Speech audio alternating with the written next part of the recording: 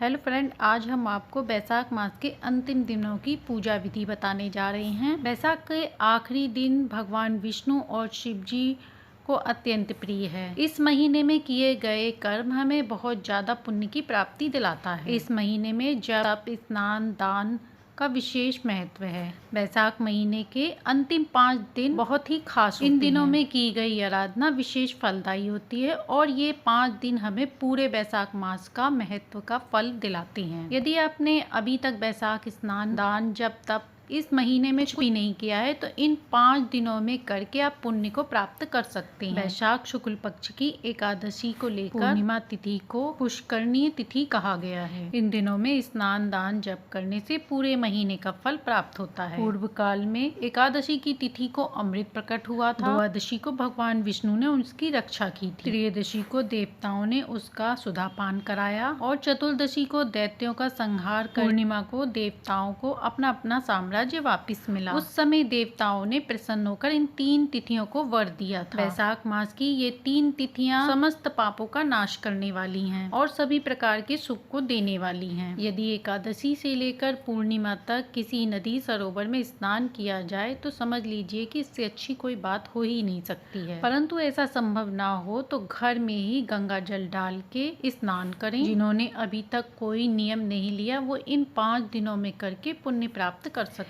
इस महीने भगवत पुराण, गीता का पाठ करना, साथ ही विष्णु सहस्त्र का पाठ, लक्ष्मी सूक्त का पाठ, लक्ष्मी चालीसा, कनक धारा स्तोत्र का पाठ विशेष फलदायी माना गया है। विष्णु सहस्त्र का पाठ इन दिनों में करने से व्यक्ति का भाग्य चमकने लगता है। बैसाख स्नान के नियम सब वैसे ही हैं जैसे पहले वीडियो में बताया गया है, फिर भी इसमें ब्रह्म मुहूर्त में ही स्नान होता है। बैसाख मास के अंतिम 5 दिनों में ऐसा क्या क्या करें जिससे कई गुना पुण्य की प्राप्ति हो। इस व्रत को करने से जाने अनजान में किए गए पापों का नाश होता है, साथ ही व्यक्ति की समस्त मनोकामनाएं पूर्ण होती हैं। सबसे पहले आती है एकादशी तिथि। बैसाख मास के शुक्ल पक्ष की एकादशी को मोहिनी एकादशी कहते हैं। इस दिन की एकादशी का व्रत करने से जाने अनजाने में हुए पापों का नाश होता है, साथ ही व्यक्ति की हर मनोकामना पूर्ण होती है। इसके बाद आती है द्वादशी तिथि। इस दिन भगवान विष्णु की विशेष रूप से पूजा करने से, दान करने से, इस दिन भगवान विष्णु के मधुसूदन रूप की पूजा करने का विधान है। इसी के साथ इसमें यज्ञ हवन भी कर सकते हैं जो हमें कई गुना पुण्यों की प्राप्ति कराता है। वराह पुराण के अनुसार इस दिन तांबे के बर्तन, चंदन, धूप, फूल से भगवान विष्णु की पूजा करने का विधान है। इसी दिन प्रदोष व्रत भी रखा जाता है। वैशाख मास में प्रदोष व्रत का भी विशेष विधान है। वैशाख मास को ब्रह्मा जी ने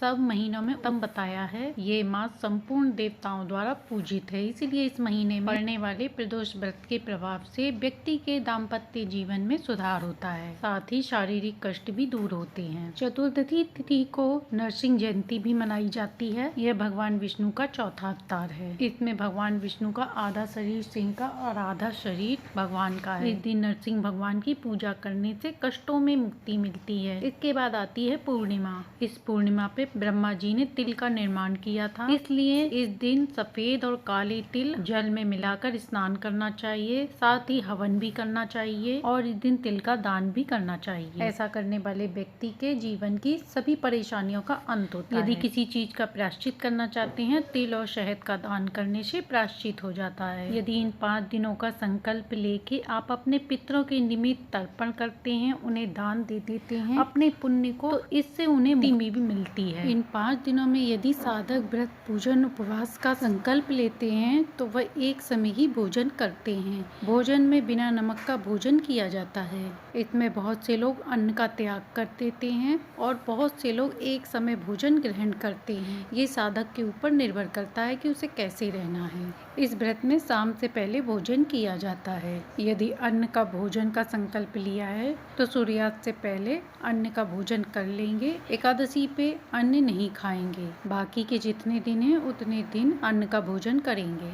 इन 5 दिनों में आप ठाकुर जी और तुलसी जी की भी सेवा का नियम ले सकते हैं। इसमें ठाकुर जी और तुलसी जी को जल से स्नान कराएं, तुलसी जी को जल से सींचें, ठाकुर जी को चंदन का लेप लगाएं, श्रृंगार करें, ठाकुर जी शालिग्राम भगवान को फूल अर्पण करें, तुलसी दल चढ़ाएं, आरती करें उनकी दोनों टाइम और कपूर जलाएं। बैसाख मास में तुलसी पूजन का भी विशेष विधान है। तो इन 5 दिनों में जल अर्पण करना, दीपदान करना, उनकी धूप दीप नैवेद्य से पूजन करना विशेष फलदायी माना गया है, जिससे विष्णु भगवान की असीम कृपा प्राप्त होती है। उन्हें श्रृंगार का सामान चढ़ाएं। बाद में ये श्रृंगार का सामान ब्राह्मणी को दान दे सकते हैं या फिर इसमें से कुछ सामान अपने लिए भी रख सकते हैं। इस मास में त्रिवेणी सींचने का भी विशेष विधान है। बड़, पीपल और नीम त्रिवेणी की श्रेणी में आते हैं। इन्हें सींचने से विशेष कृपा प्राप्त होती है भगवान की। साथ ही इनकी बाती बना के विशेष रूप से जलाएं शाम के समय। पूरे मास ऐसा करना संभव नहीं है तो इन 5 दिनों में कर सकते हैं। त्रिवेणी बाती कैसे बनानी है वो भी इस चैनल पे दिया गया है, जिसे आप देख के बनाते हैं और पुण्य अर्जित कर सकते हैं। इसी के साथ साथ इस मास में शिवलिंग की पूजा का भी विशेष विधान है, जिससे शिव जी विशेष प्रसन्न होते हैं। तो उन्हें भी जल अर्पण करें, उन्हें भी दीपदान करें। उनके नाम से भी बातियां बनती हैं, तो उन्हें भी इस चैनल पे दिया गया है। वो किस तरह बनाना है आप